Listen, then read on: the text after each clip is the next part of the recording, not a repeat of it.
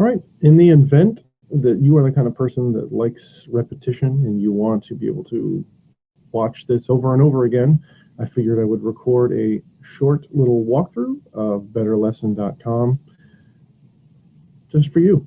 So let me attempt to share my screen so that we can take a look. Okay, hopefully this is recording my screen now. And there it is. Okay, cool. So there we are. Betterlesson.com is up on the screen. This is what it would look like when you first come to betterlesson.com if you're not logged in. You do not need to sign up, as it says here. You can, and I recommend that you do. They don't really spam you. Yes, they'll send you some emails, but they're generally helpful emails. Do so if you want. It's up to you. There are some other advantages that you do get should you sign up. But let's move on down the line here. At the bottom of the screen, you're going to find the different type of resources that they offer here. Common Core math lessons, ELA, Next Gen Science, etc. So what we're going to look at in this one is the Next Gen Science. Yes, it makes me shed a tear a little bit that there's no social studies, but here we go. So let's take a look. See, what we're seeing here is we can now search by standard, by grade level, the lessons that they have available. So let's say we're looking at life science in second grade. If we click that, give us some did you know tips. I'm going to uncheck that. You guys can leave that up if you'd like to see that. Here we now see on screen the different standards for life science in second grade. Ecosystems, interactions, energy, and dynamics, and the two standards that are with life science 2. This is grade 2. Life science 2, that's the DCI is 2. All right. And then we have one here on evolution, life science 4 for grade 2. And we can see to the right after the statement is the number of lessons that are available on here for that address these standards. So if you wanted to pick one, let's just pick this middle one here. Develop a simple model that mimics the function of an animal in dispersing seeds or pollinating plants. If you click this, you'll then get a list of all of the lessons that specify LS2-2 and its standards that are addressed. And if you wanted to, we could just go to the first one. Why do we need bees? Second grade science. It's done by Jerry Faber. I'm sure I butchered that, sorry. From Ringwood, Illinois. The environment that she's teaching is a rural one. If you click it, you can then see all of the details. How many minutes she has allotted for this lesson. It's a 60-minute lesson.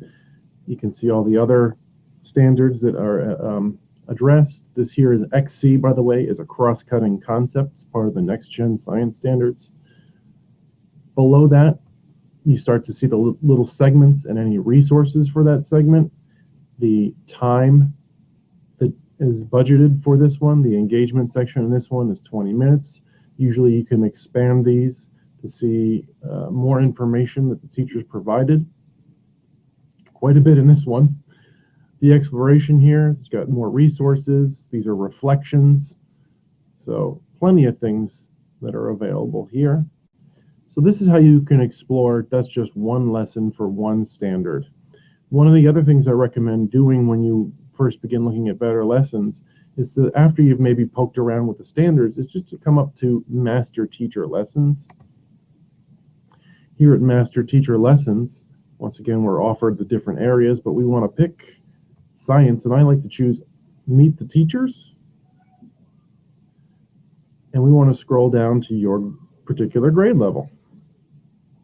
So let's go to first grade this time, since we poked around in second grade last time. Let's take a look at Michelle here. She's got 81 lessons that she's posted. Her environment is urban, and she has 12 years of teaching experience. We can now see that she has these different units set up. There's 10 lessons in Unit 1 that's on sound waves. And then here are her other units and the number of lessons in each one. So let's go to Celestial, I think is what you would go in for that one. There might be a typo there. Celestial Patterns. Where Am I is the first lesson in her series. We can see what standards it's addressing, how many people have favored it. I guess that's a benefit of being signed in, is you can favorite things. You can see all of her resources, any reflections that she's posted on that lesson. And so as you begin to explore each teacher, you can start to feel whether or not this teacher's style is in alignment with you. And the last thing I want to point out is this is a relatively new feature. Since I've been checking out Better Lessons for a little while now, they just recently added the print lesson button, which is a handy dandy feature. Oh, look at that. Looks like you have to log in for that. That's a handy dandy feature that gives you a nice printer friendly version that you can even save it as a PDF, and it maintains all the links to the different resources. And so that is a generic walkthrough of betterlesson.com. I encourage you to explore everything that it has to offer, and ideally even communicate, or if you sign up, you can begin modifying these lessons and creating copies and making those that fit for your students and sharing them with other teachers. So I look forward to hearing your thoughts, and just send me an email if you'd like to communicate more.